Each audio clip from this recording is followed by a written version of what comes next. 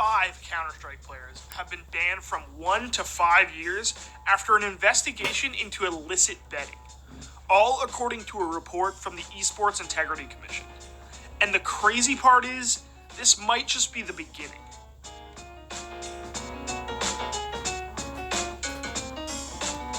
Guys, we're well on our way down the road to 2 million subscribers here on our YouTube channel. If you like these videos, if you dig the Scores content, scroll down, hit subscribe, and turn on notifications so you never miss a video. Alright, if you're not a Counter-Strike head, you might not know who the Esports Integrity Commission is, or ESIC as we know.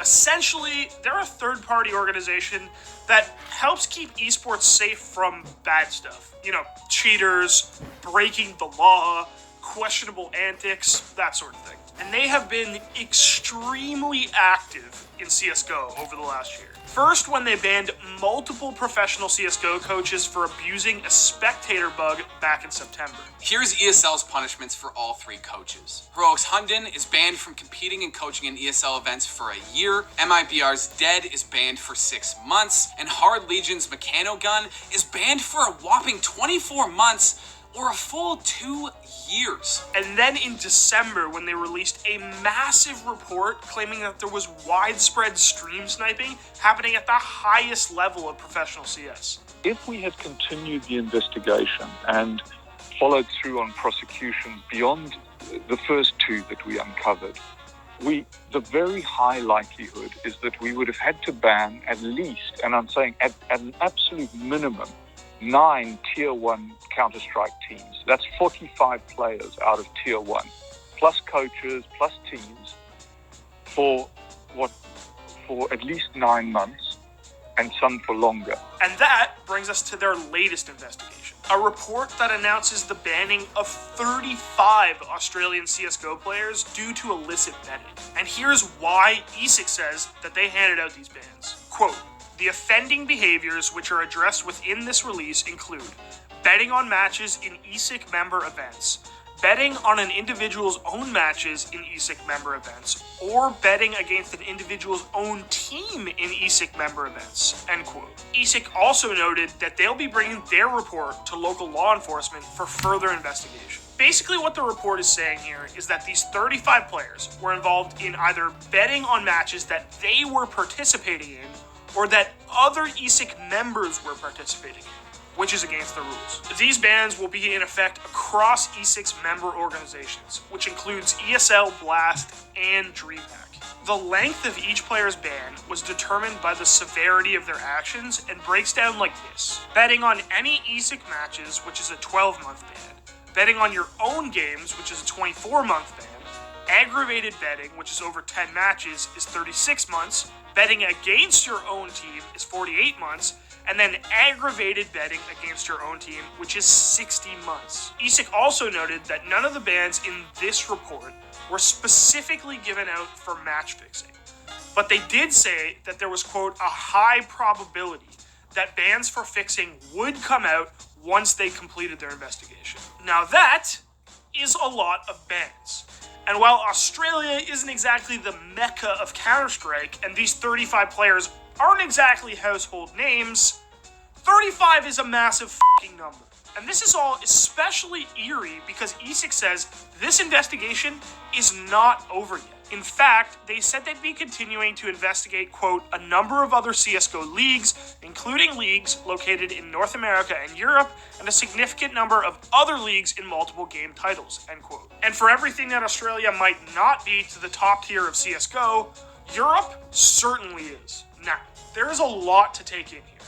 And players and commentators all over the CSGO world have not been shy about sharing their opinions. You see, for all the good that they do, ESIC is a third-party organization. It's not like esports game developers like Valve or Riot Games pay them to do investigations and to hand out bans. For the most part, they're underfunded, and in some cases, the work is being done completely on a volunteer basis. Our real job, the way I see it, is to deal with that horrible abyss that exists between esports and betting on esports.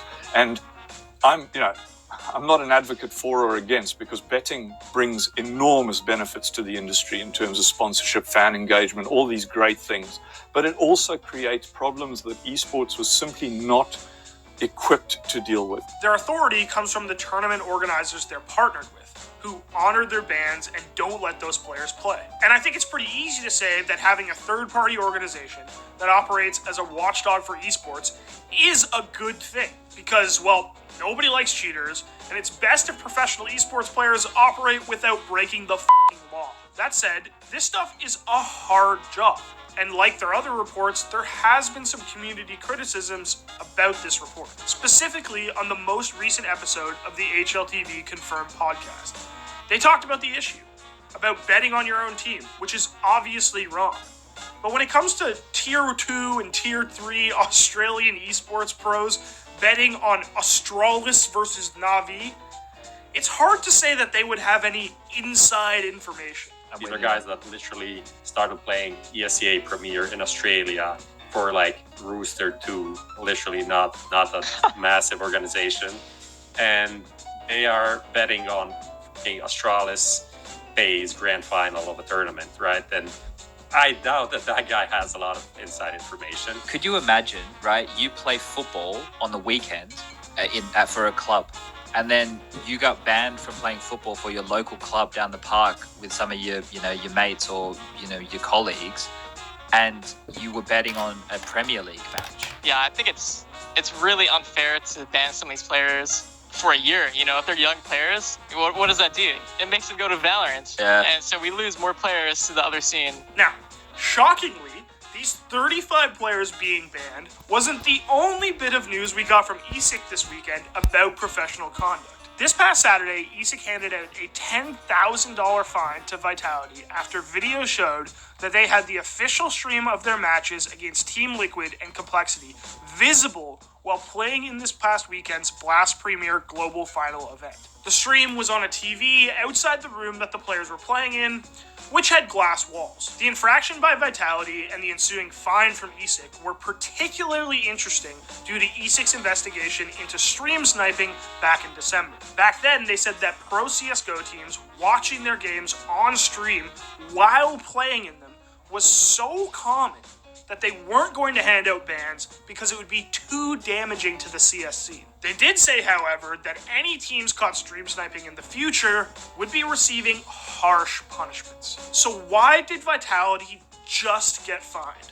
Well, here's what ESIC said. Quote, ESIC's decision to fine the organization rather than disqualify, suspend, or ban the team is predicated on ESIC's review of the evidence which indicates that taking an action in the alternative would have been disproportionate and unfair outcome for the negligence of the organization's staff, who, whilst negligent, had no intentional malice in their actions, end quote. To me, this seems reasonable, because yes, they shouldn't have had the stream on, but the idea that they could gain some kind of unfair advantage by having the stream on in another room completely separately from where they're playing, it's a little far-fetched. Before, in the earlier of the year, the stream delay was only something absurd, 3 minutes or something. Now that's a problem, and I feel like they should be looking into the people that stream snipe back then, because there had to be teams that were doing it in the online era.